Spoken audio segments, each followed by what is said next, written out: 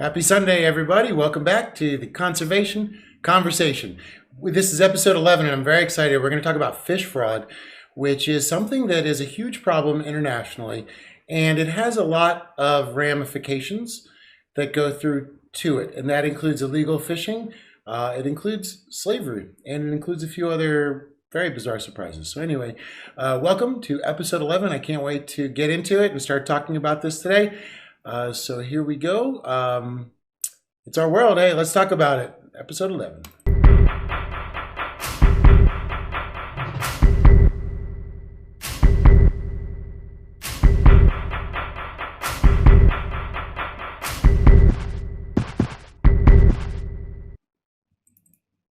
All right, here we are. Welcome back. Let's see. Let's get everything adjusted there. Hello, Andrea. That's fantastic. Andrea is in from Romania. And Michelle. Hey, Michelle from Florida. Nice to see you on here today. It's great to have everybody here. I'm very excited. This is a very exciting episode for me, and it's also a very personal episode for me. We're going to show some of the videos of some of the experiences that I've had around the world dealing with fighting against illegal fishing. Hey, Tanya. Good to see you. Hi, Carrie. Another amazing water activist. It's so nice, this family that we've developed here at the Conservation Conversation, because it's exactly what we need. And here we have it, an amazing international conversation starting up. So what I wanted to talk today about is the concept of reframing our point of reference.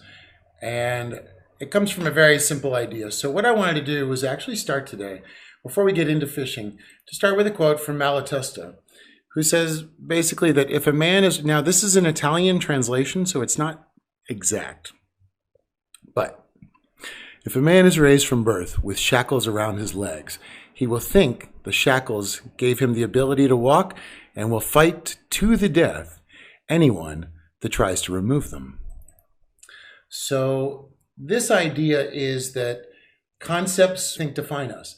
Now, one of these concepts that we've learned over time has really changed is the idea that the ocean is limitless, it's boundless, and it's our resource. Now, when we're going to talk about fishing today, I want to make it very clear, I personally don't eat fish. Hey, Camilla from the UK. I don't eat fish. I don't go fishing, but I'm not talking here about local fishermen or people that go down to the lake, or even commercial fishermen in the sense of commercial fishing boats. What I'm talking about here is the fishing industry. It's a worldwide commerce. And it's sad because it's actually treated as a commodity when in fact it's our resource. Hey, I'm glad to see Bruce joining us, and Vicky. I'm glad you guys are here today. This is going to be a really amazing episode. And I don't know if anybody out there eats fish, but what we're going to talk about today is fish fraud.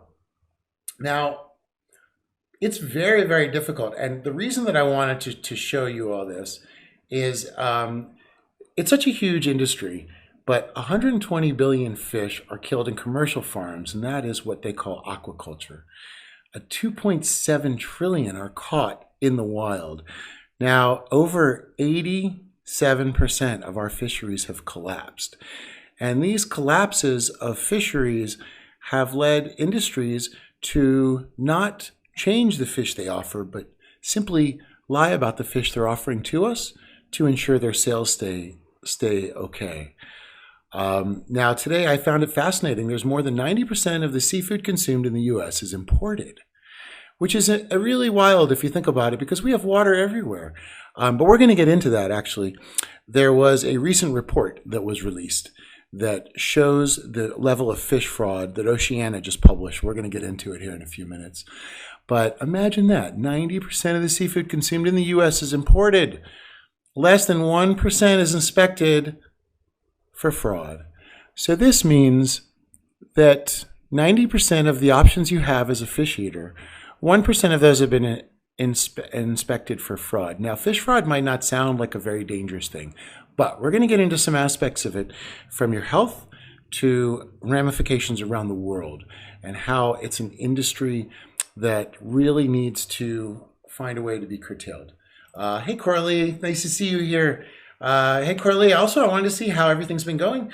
I know that you've actually switched over recently to eating a little bit more vegan style, and I wanted to see how you were feeling.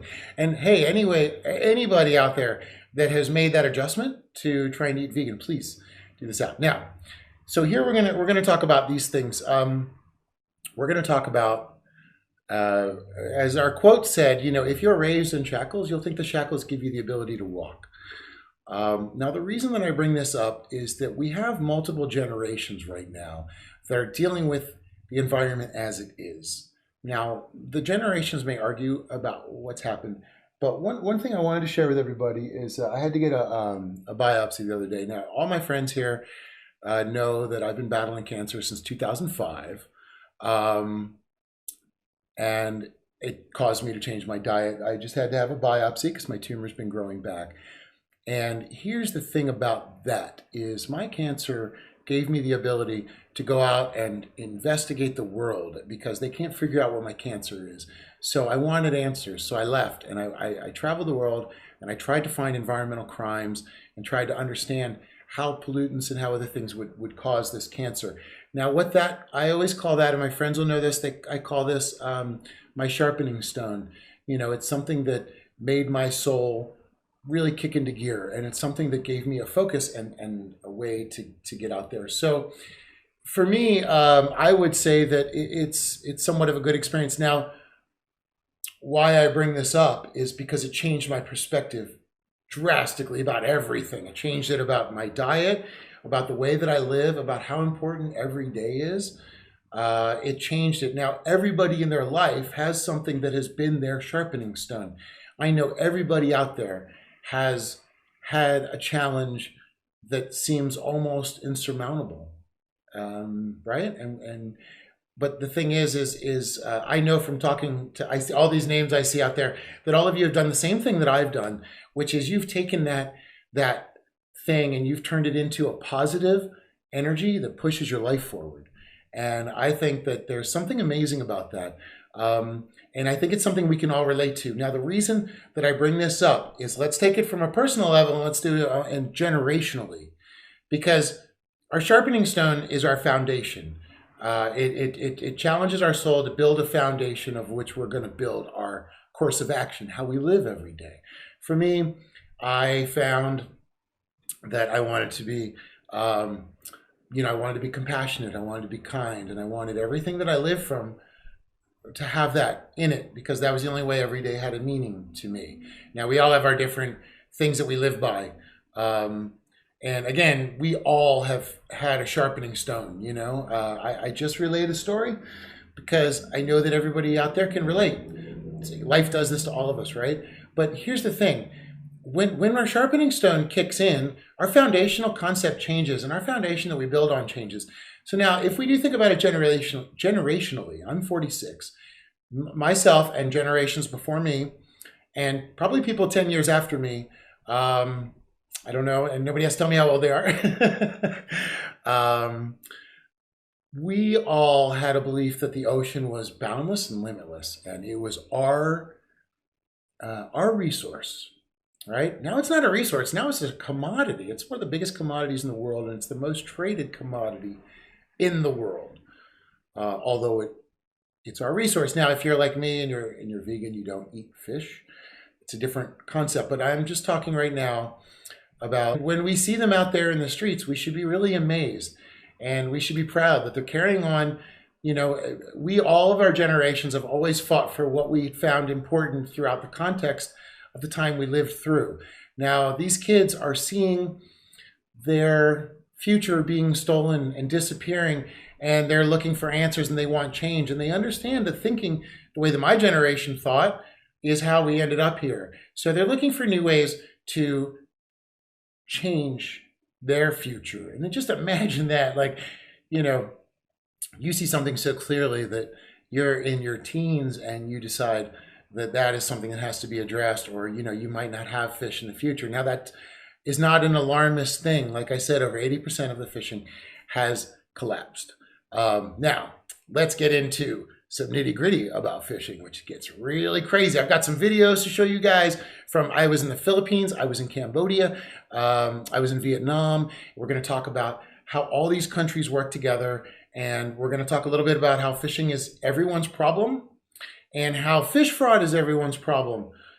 Guys, seriously, if you eat fish, you have to be careful. Oh, and I just wanted to say, Coralie, great. I am so happy to hear you have more energy. I am so glad. I'm glad your body is really taking to it. I would like to share with everybody. I just had my blood panel done, and everything is perfect level. I have no issues with B12, iron, any of the things that people tend to ask me, like, you know, do you get enough protein? Do you get enough iron? Do you get enough B12?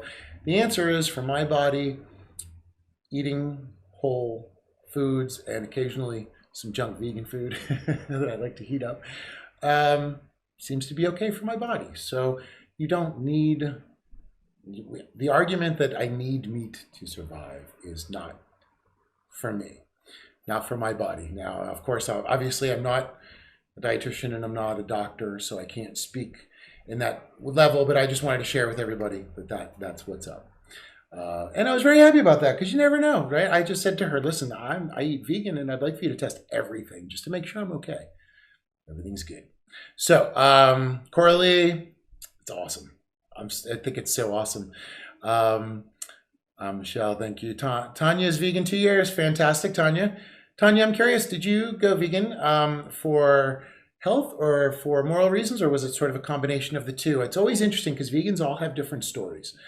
Yeah, I'm always curious about that. Joanna, hi, later on YouTube. Okay, no worries, Joanna. You're always nice to see you on here. You're always such a big activist, and I appreciate you being on the show with us. It means a lot. And Camilla, oh, thank you, Camilla. Hey, Heather. Oh my gosh. Heather is a great friend up in Pacific Northwest, and Heather spends a lot of time working on the Dominion, which is a 1940s tugboat, and it's still in its wood form. And they have gone through, and I can't even tell you, there's an amazing story. Maybe we can do a segment one day with her.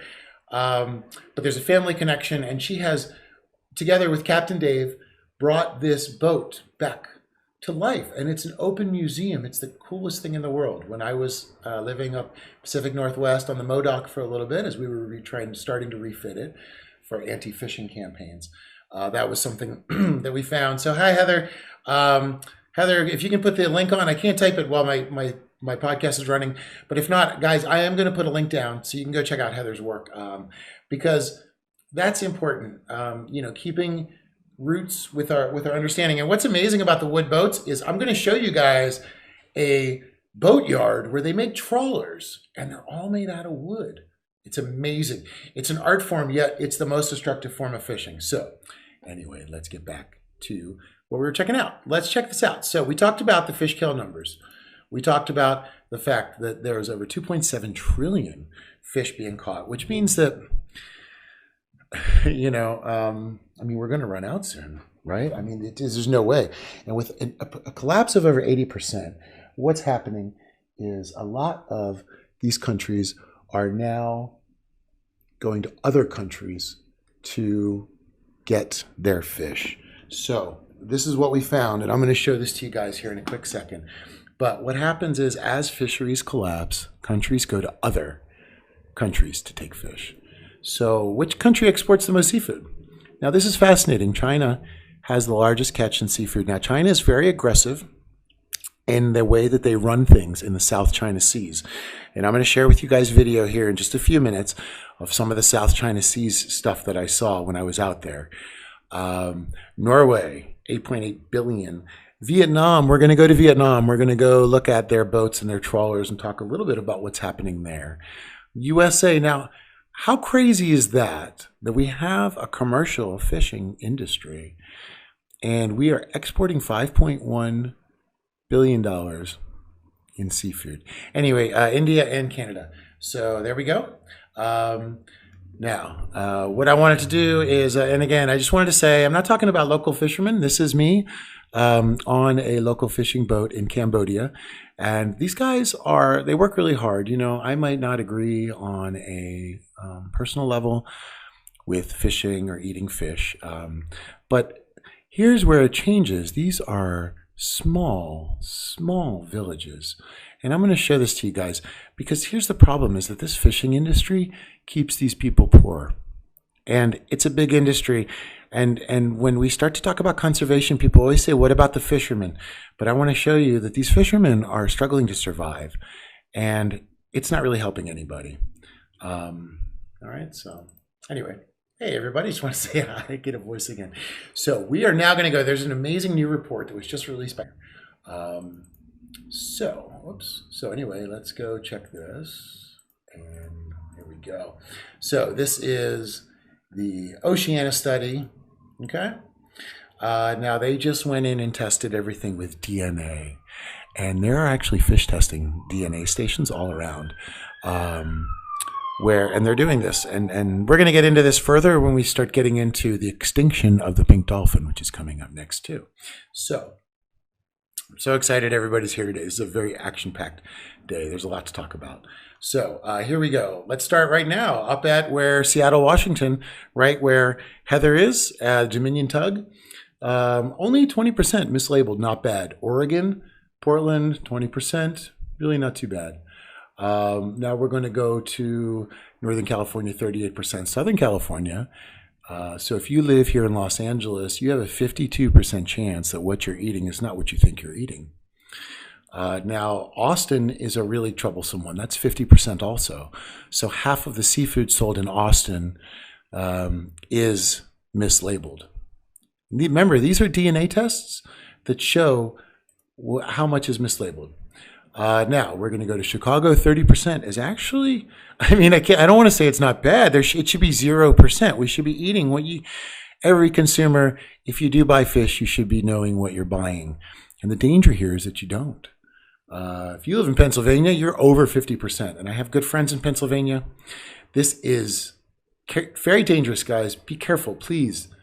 Know your source. If you're going to eat fish, right now might be a good time to stop eating fish. I'm just going to throw that out there because all the fish tested had microplastics, and microplastics, once we eat them, by the time they get to us through biomagnification, are toxic in our blood, everybody.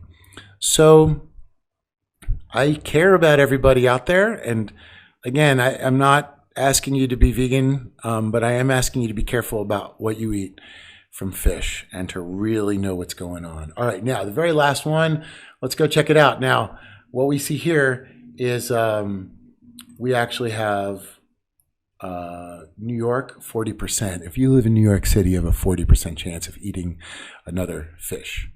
Atlanta, Georgia, 25% is really not bad. And Southern Florida. Now, this is a statistic that I wanted to focus on. For all my friends in Florida, check this out. King mackerel, a fish on the FDA's do not eat list for sensitive groups due to high mercury, was sold as grouper in the grocery stores. That's dangerous. Look, the same thing up here, what you see in New York. Do you guys see that?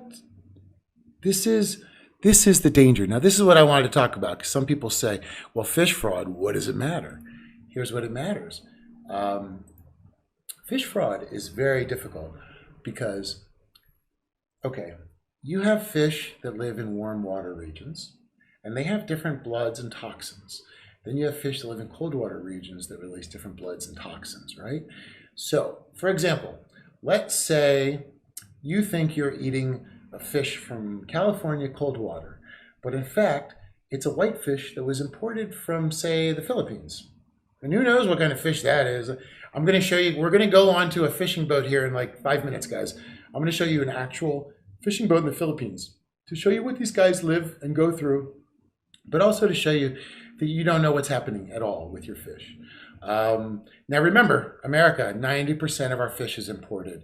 1% of that is tested for fraud, which means that the importers and the sellers, there's something happening. Now, I'm going to guarantee you it's not the fishermen. Look, these are mostly very poor people that are fighting to survive. And I'm not talking about indigenous fishermen. I'm talking about commercial fishing, and we'll get into that as well as we get closer and closer, as we continue on. But anyway, this is something you guys really need to be careful. I'm going to put the link to this report on this podcast. So when you're done, please come back And please click on that link and please look where you live. Look at what fish is happening there. Google fish fraud with your zip code. They'll list restaurants for you.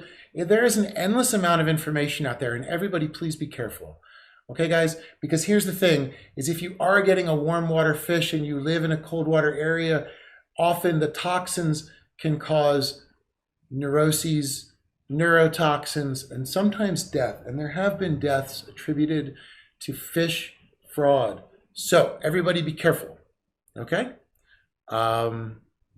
This is very, very, very dangerous. And again, please don't think that I'm trying to get you to stop eating fish, but I'm telling you, from what we've seen, it's crazy out there. So let's talk about now. So now we've talked about the fact that this fishing is the biggest industry, right, in basically the world. So, sorry, I'm moving, and Marty's producing the show over here on the floor next to me, and I don't want him to. Anyway, okay, so we've talked about the fact that the fisheries have collapsed, and now fishing is being exchanged for other fishing. And the first example of what that does is it creates these giant commercial fisheries, right?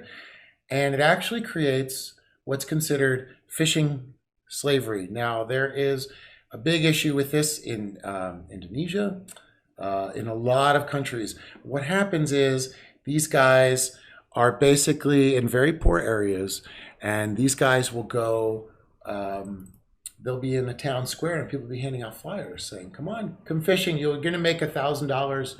You know, they do it for their families. Most of these guys, they have families. You know, they're working, they're just in a place that has no work and no money.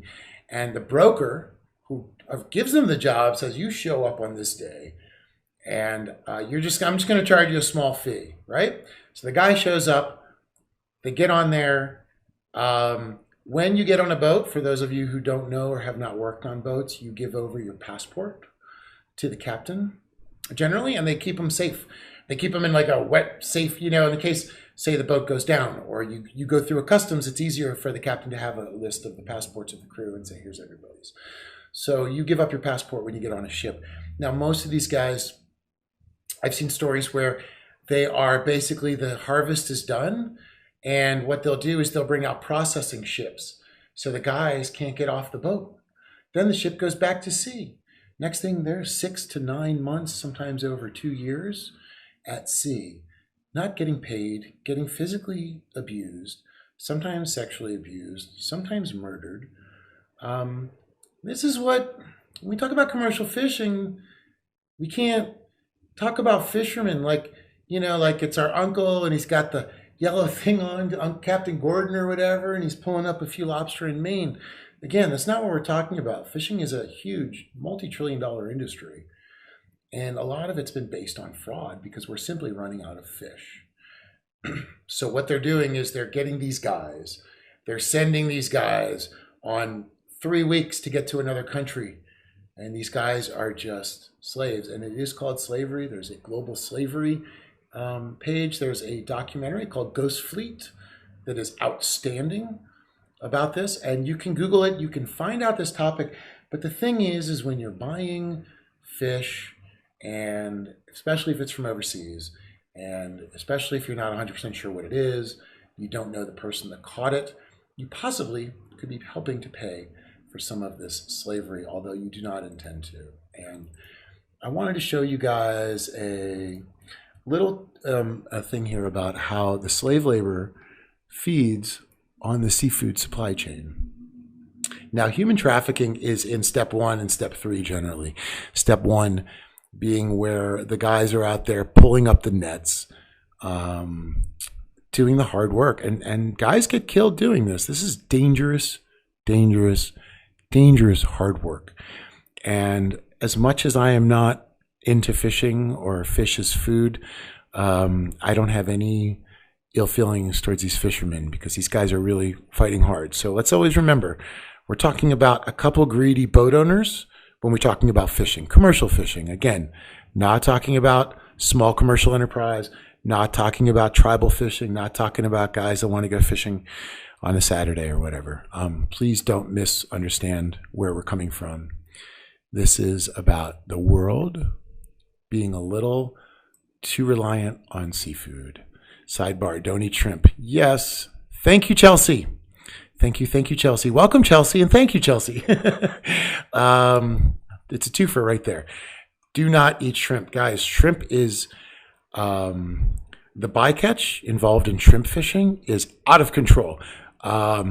Shrimp itself is one of the biggest destructions. And we're actually going to get to how shrimp are caught a little bit down the road here when we talk about trawling and the destruction of trawling. But so anyway, I wanted to show you guys. Oh, hi, Chelsea. Yes. So what we're seeing is a lot of this issue for these guys, mostly in Thailand. The Thai fishing industry is one of the most exposed, but I know for a fact it happens in Cambodia, Vietnam, and some other areas as well. So what they'll do is, once they bring the guys in and they're stuck on these boats, and you guys can see these processing vessels will come through. So a lot of times these guys will never get paid, or if they do get paid, they get beat up. Sometimes the authorities have to intervene, but generally the boats that'll hold the hostages and the slaves. So once you get in the water, it gets very confusing. The moment you leave a dock, it gets very, very complicated. And a lot of people pay the price. So I wanted to show you guys that, okay? So that is one of the side effects of the mass commercial fishing. Now, I would now like to show you guys, we went on, yes, and Chelsea brings up a great point. All shrimp have TSP. And what they do, especially overseas, they shrimp, and what shrimp is in there? Shrimp from Thailand, gotcha. And then they will actually inject extra things in there, so the shrimp appears plumper. So again, that is another one that if you are somebody that still does eat seafood, please be careful. Please know that, and please avoid that in any way that you can. Now, I would like to show you guys a quick video of, this is when I was in the Philippines. I was out with Earthrace Conservation, and this video is courtesy of Earthrace Conservation. I shot the video. This is a ship that we boarded, that we found fishing in marine protected areas. So once we got in there, and you're going to see that there's a fin shark, a lot of things come into play here when you get into these things. But you know, you're going to get an idea of how these guys live and what it's like. I was out with a few Navy SEALs and a couple local Coast Guard, and we were Earthrace Conservation, and we were going to help patrol. Basically, there was a small village, I'll show you guys here, that said, look, there are all these commercial fishermen coming in and stealing from our tribal waters. Can you patrol them for us? And we did. So we spent days out at sea. And I'm going to show you guys some of the stuff that we found. But anyway, here's a video of us boarding.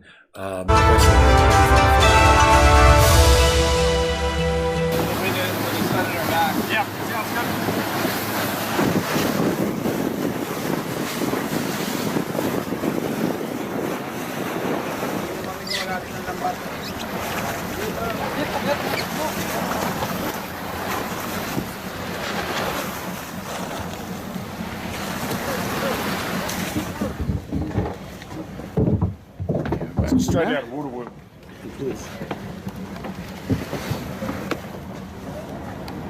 Discount doon naman pag pamatanggas ako.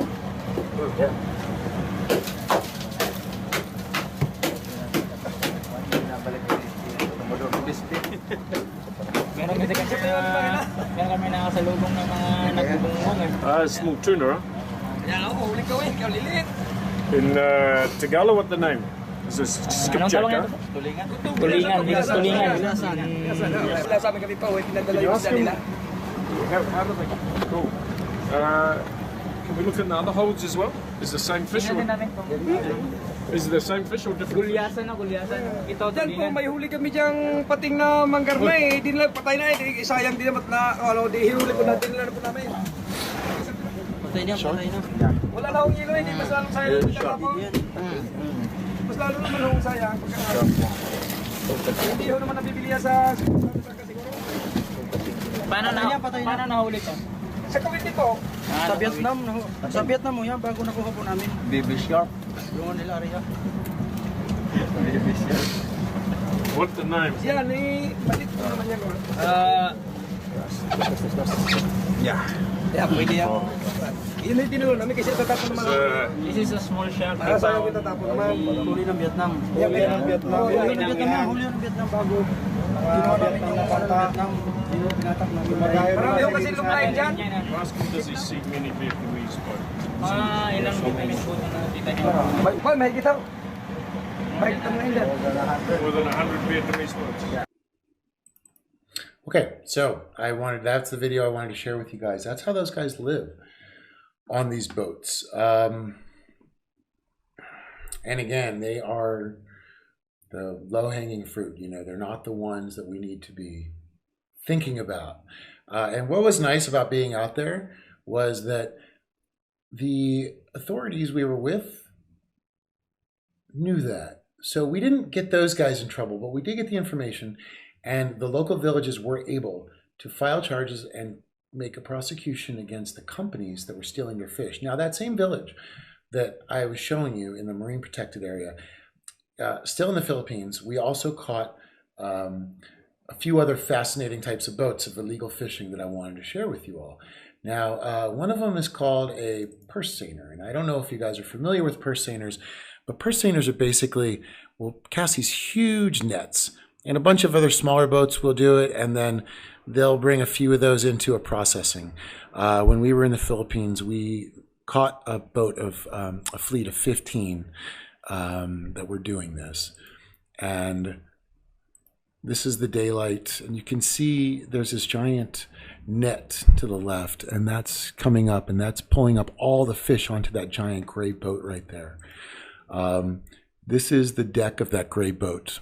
And this is the amount of fish you can see. They just pile them in. This boat processes 20 million pounds of fish a day. Now, you have to remember that this is a company, they have 3 of these. So they're taking out 60 million pounds of fish a day. And the local villagers you were just looking at, that was a town meeting of all the villagers. There's like 100 people in that village. We're starting to starve because their fish is being depleted because these companies are violating the laws and nobody's looking. Well, we were. We caught them and we stopped them and we made them leave. So, you know, it was an amazing evening, and we went to 15 boats. And another one I want to show you all is this is what's called a light boat. Now, light boats are an amazing part of illegal fishing. Never heard of them. You can see those giant light bulbs above those 2 guys there. These are illegal. They're illegal to use in fishing, but the law says as long as there's no fishing on the boat with the lights, it's legal, right? So we went and checked out a bunch of these light boats, and there is no fish on the light boats. There's no fishing allowed on the light boats. So what these guys do is they turn on these giant lights, and it creates an attraction, and it brings in more and more fish. And then the purse seiners scoop them up in those giant nets like you guys saw there. So that is purse seiner. Now, purse seiner is very destructive. Not as destructive as some of the others. But we're going to now get into a muraami, which is another form of very destructive fishing. Now, remember, this worldwide appetite for fish is leading this trail. And let's say Chelsea, but the thing is like, even if, and Chelsea, I do agree that local is the best way to be. At the same time, all the local fish that's been checked has all had microplastics. So that's another issue that we're even looking at. But there's no easy solution, huh? I mean, this is something we're all facing. Camilla says, please, let's all stop consuming fish. This is unforgivable. We are killing our oceans. You know, I agree, Camilla. What I saw was dead zone after dead zone after dead zone, all through the South China Seas. And now I'd like to share with you guys what's called muraami. Now, muraami is where a bunch of guys jump off the boat and they have hookahs. And they don't even have like regulators. Anybody out there that dives, is used to a regulator? These guys have hoses. You're going to see this. they jump off the side and they go and they scare the fish. They go down like 100 feet. It's freaky. They scare the fish up. They drag these giant nets, and whatever they get, they just take. You guys talk about bycatch.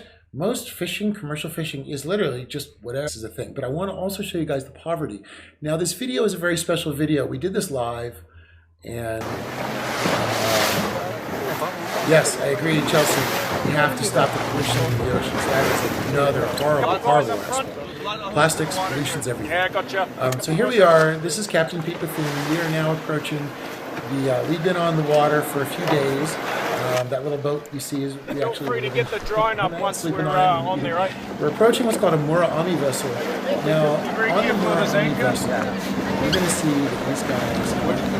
Sorry, let me turn this down a little bit. These guys on this vessel don't have a lot of money.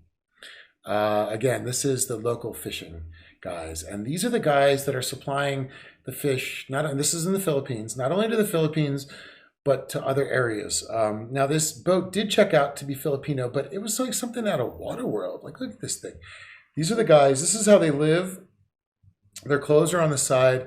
And again, these guys might be at sea for 40, days. I think they go out for a month, they said.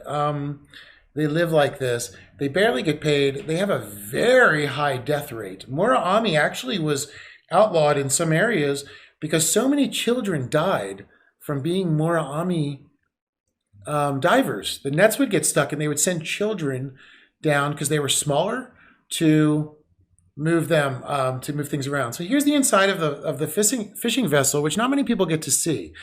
We just kind of walked right in it because we wanted to see what was happening. And we wanted to see what was going on. So as we were going through, this is going to be pretty crazy. Now, actually, Chelsea, I have to say, China and Japan are not the worst in the far as pollution goes. When it comes to corporate pollution, the North America actually has the most amount between Canada and then all of our South American, well, I guess all the American continents. South America has so much industry and North America. Now, as far as plastics go, there are some Asian countries that are far higher by volume, but they are mostly because we ship all of our plastics over there. Anyway, we have some amazing, the lost children. Yes. Thank you, Bruce. Thank you. So now, guys, check this out. See all those tubes? Those are these guys' hookahs. Look at how crazy and complicated this is. These guys are all going to go jump. Now, they're wearing pieces of plastic for their fins, and they're wearing a little diver one. You guys saw it just has the little round thing. And that is how they keep, see that little, guys see that? That's how they keep things from getting, look at this, is crazy. This is air supply for up to 20 divers at once jumping off the side of these boats. The death, like I said, the death rate for them is generally around, I believe about a 70% for Murakami. Now, Earth Race has a couple more videos that they shot also underneath. Now, check this guy out. This guy's got a cigarette. Now, this guy knows it's so deadly. Watch, he's going to make a cross before he goes in because he knows he might die. This is very powerful. Just watch this. Here's his possible last cigarette. Watch this. He crosses and he goes in. That's how big the death rate is there. This is what people are doing so that people can eat, have a choice to eat some fish. And I think we need to be thinking about that.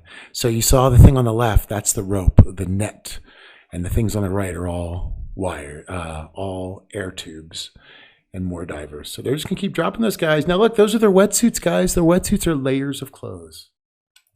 Layers of clothes. That's their wetsuits. Now I know you're thinking, oh, well, they're in the warm, it doesn't matter. These guys go down 100 feet. That's 3 thermoclines, right? Or in the third, that's gets cold. So Murakami, yes, Bruce, The Lost Children. That's the name of the movie that they made about that. Insane, and it's crazy that they still do Murakami fishing, as you guys just witnessed, right? It's illegal, but we just went on the boat. Think about that. Think about that. This is how how big of an industry this is. Remember, it's the #1 traded commodity in the world, right? Yeah, Vicky, exactly. Once you get down past that thermoclines, guys, it drops temperature. I mean, and it drops fast. And a lot of these guys also die from hypothermia. And that's no joke. A lot of dangerous things these guys go through.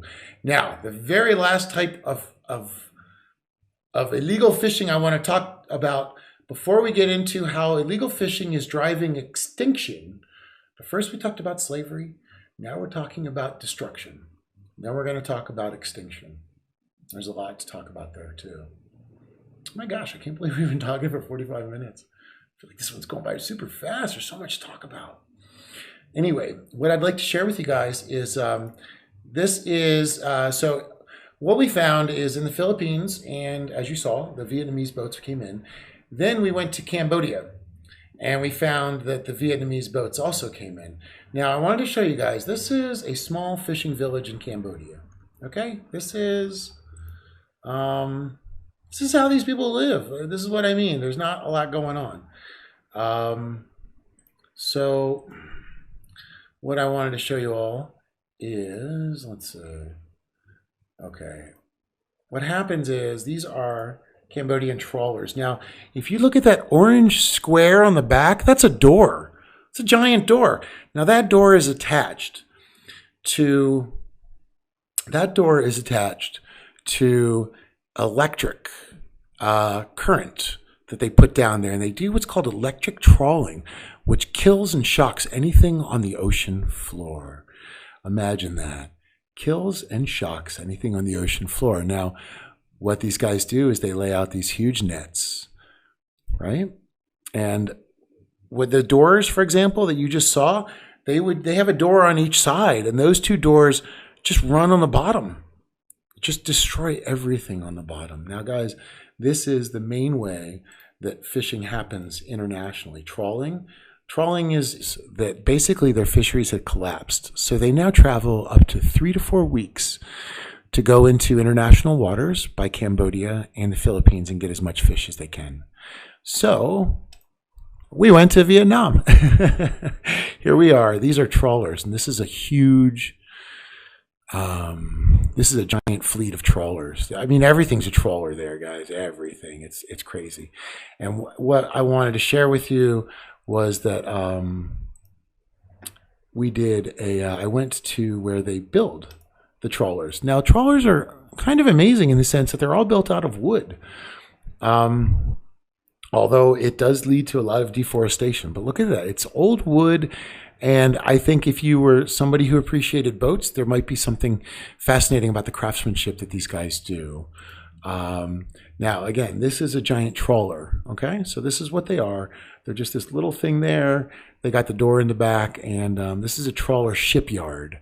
We went to where they were building the trawlers to see what was happening, and that's why I wanted to share that with you guys. Now, super, super, super destructive form of fishing. Trawlers destroy everything. They're very aggressive. They work in groups, and yeah, those guys are absolutely, yeah, they're intense. So anyway, the trawlers bring in the most amount. They go around, and so it's a very tricky situation because we have international hunger for fish, and we have international sales for fish, right? And we don't have any enforcement in between. I mean, when we were in parts of the Philippines, the Coast Guard would have one boat, and that one boat had a hole in it, and that one boat was in the boat yard getting worked on. Linda, this is appalling. Ignorance is not bliss. Now I can't unhear this. I have to be proactive. Yes, Linda, I love that approach, and it's true. And listen, remember, if you're eating fish, remember that all fish tested had microplastics. And remember that microplastics are plastics that break down, and then they break down, okay, they go from big plastics down to teeny bits of plastic, and then little things eat them, right? Or basically little teeny amoebas become attached to them, and then another animal eats that, and then now they've ingested it. Then through a process called biomagnification, the toxicity of these plastics grows and grows and grows until it gets to our bloodstream. once we eat fish. And once we eat that, it goes in, and then we have blood poisoning. And it's led to a lot of things. Now, you have to think about it from a point of view of a legal standpoint. A lot of doctors and a lot of studies are not going to be given, even though it's important to us, because this is something that would make companies liable. And so we have to be aware of that. Yes, Taiji is also terrible. That is that's its own special hell. So microplastic water filter. Yeah, Chelsea, that's a great point. You can get a good microplastics water filter for your, let me see if I can find it on here real fast, for your washing machine, where tons of microplastics come out. Microplastic, let me see if I can put this up for you guys. So that is one way to be super proactive and to keep the plastics from going out there. Now, recently, I saw there was a whole bunch of people wanting to add plastic reefs into local waters, which I think is a terrible idea, because you have this issue of the plastics. So, no matter what, those are eventually going to become, microplastics. So anyway, I was trying to look for something. I couldn't find it. We're not going to worry about it right now. But I will put up a link later. Or Chelsea, if you have a good link for the one that you use, or but guys, they do sell them. And if you just they're like 100, 150 bucks. You put them on your washing machine, and it'll reduce tons of the microplastics, which is something that'd be very, very important. Yeah, plastic reefs. I just have an issue with that. When I was overseas, I saw reefs made out of bamboo and reefs made out of concrete, two materials that are fully organic and wouldn't add anything. And with the amount of microplastics already in the fish that's being eaten through biomagnification, I think the concept of adding any more plastic is a bad idea. We need to find a way to stop right now. We can reverse all this. Yes, I know, Chelsea, the idea was to clean the ocean. But it needs to be done through an organic material, because even if it's there to clean the ocean, those plastics will eventually chip and become microplastics. So yes, and radioactive fish is a whole other thing. And that's what I wanted to come to next, which is the danger to all of us through this environment. And one thing that I want to bring up is there's a very,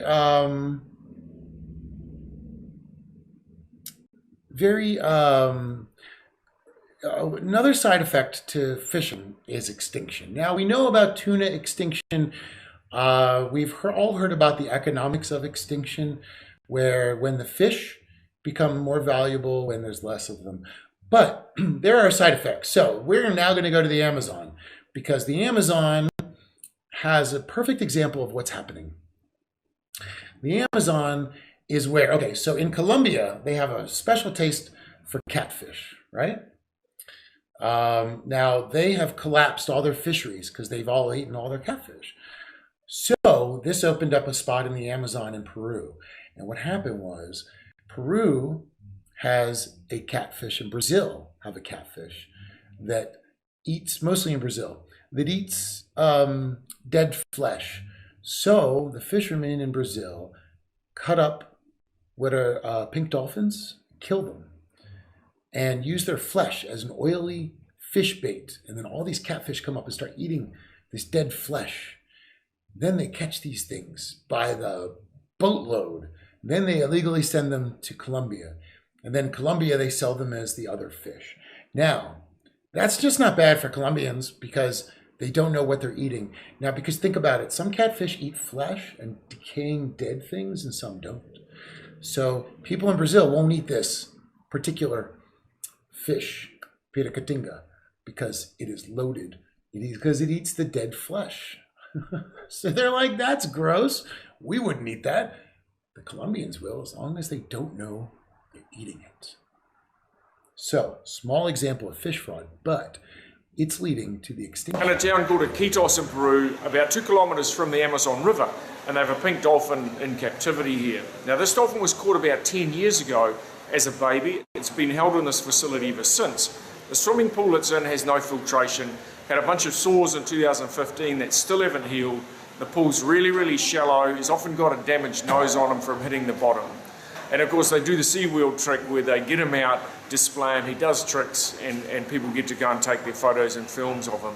And it's really, really crazy. We're only 2 kilometres from the Amazon River. People pay money to come here and see the wildlife in its natural environment, and yet they're dumb enough to come here and pay money to see a poor old dolphin in captivity. Tourists suck, I tell you.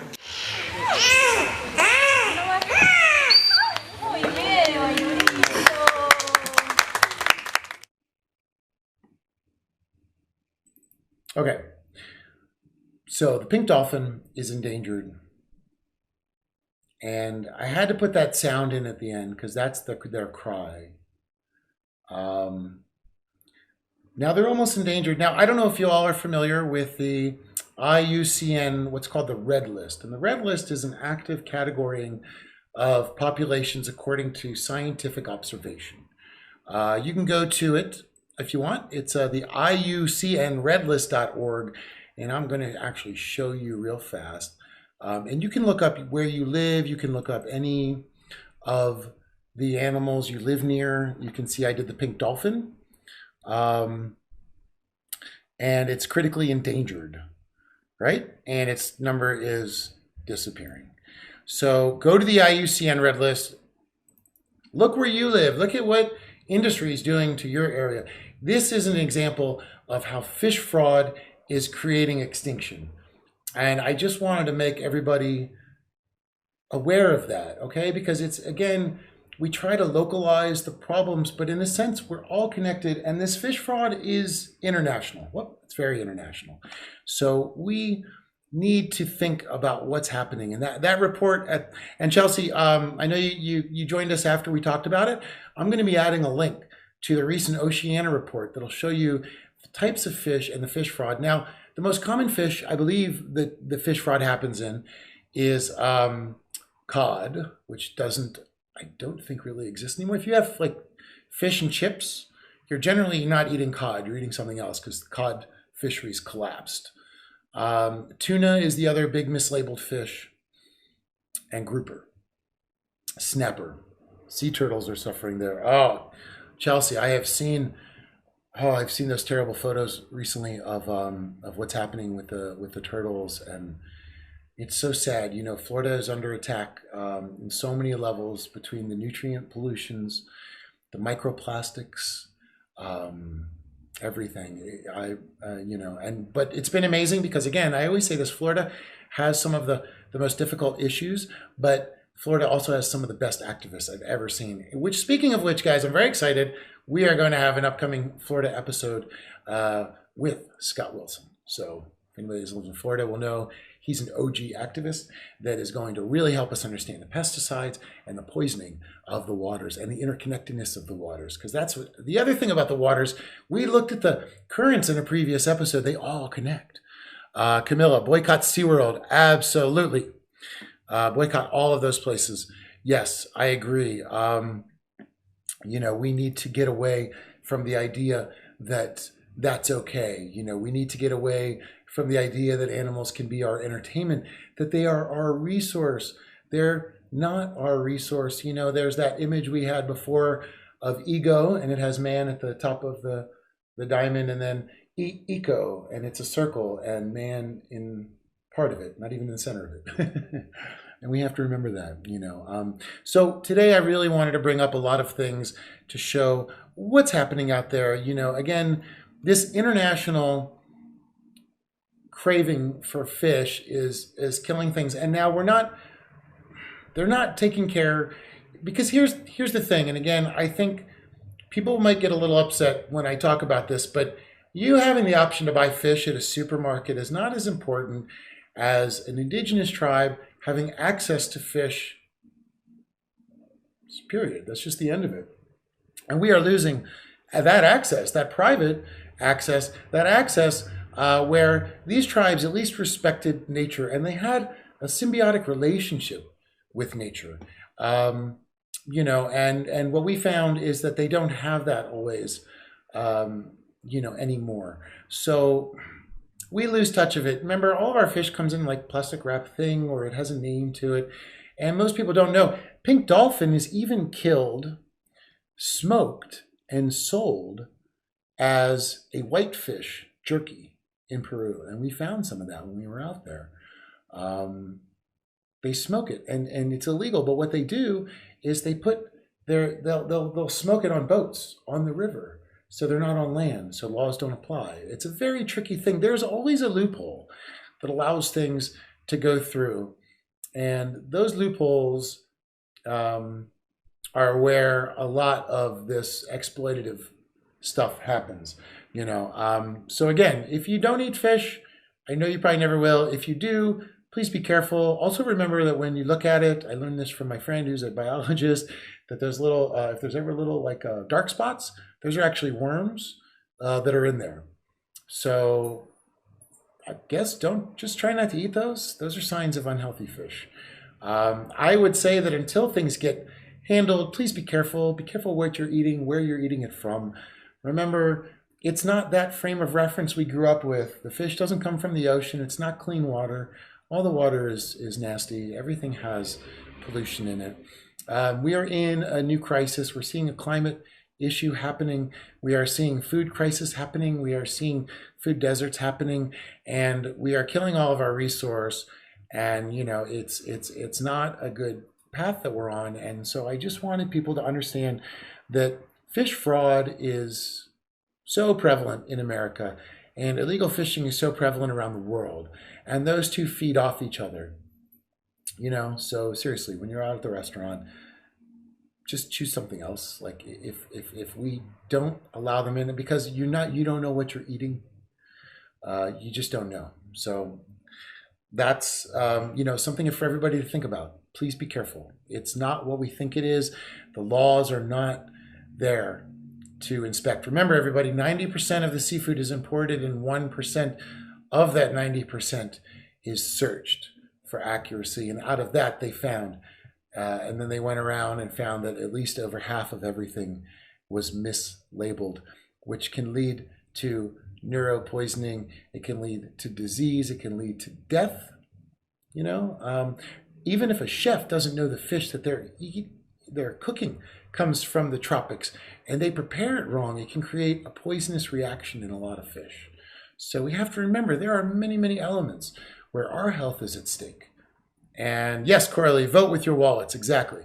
Let them know what's acceptable and what is not. And if you do eat fish, go support your local fishermen. But even then, they're obviously not going to lie about what they caught. They're struggling to make a living. But then you have to get into your second issue of what is mercury, what is microplastics, and how do you know what to do? So it's all very tricky. It's very complicated. For me, I just took the easy way out, I guess. I just don't eat it. But the biggest danger is that it's touted as a healthy alternative for us. And if we think about it, we all think that. When I used to eat meat, I definitely ate fish and rice. And it's being told as a very healthy alternative. What we're seeing is it's not for a lot of us. So, and again, I was on islands with 5 people, and I would never tell them to not eat fish, because that's all they had was fish and rice. Andrea, yeah, it's crazy that usually fish is promoted as the first healthy choice. Exactly, that's true. It's true. They make you think. But here's the thing: you're gonna have beef. It's got chemicals, pesticides. You're gonna have dairy. It's gonna have pus and hormones. You have fish, it's going to have either injected things, like think about it, guys, salmon often has dye injected in it because the farm-raised salmon is not the same color as the natural salmon. And the wild-caught salmon's almost depleting, and the bears are starving. Do we really need it that bad? The orcas are starving because we're eating wild-caught salmon. Who are we to do that? The orcas are dying. We all saw that orca die. There's a huge debate up there in Washington right now. I got to be part of it, but it's still playing out. But, for us to have that choice is to take a choice away from an animal that's naturally supposed to be there. Now, here's the thing, guys. We can fix it. We can fix it. We can change this. It's all changeable. We now know there's fish fraud. We have to work at demanding to know what's happening. We have to make these companies take accountability. And we have to say, listen, if they don't do all this, we're not going to buy anything until they do. We don't want these guys becoming slaves on these ships for 2 years, not getting paid. Some of them just getting shot, killed. Some of them go missing. Their kids are growing up without their dads because their dad thought they could have helped afford them to eat, back home. These people are being tricked into it, and it's a nasty business. And, it's not a big thing to support. So when people say, what about supporting the fishermen? Just think about those fishermen.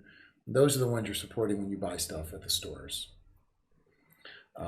Obviously, I'm talking on a mass scale, and as I showed you guys, the Philippines, Cambodia, Vietnam, all the South China Seas are all connected, and they're exporting the majority of the fish over to us.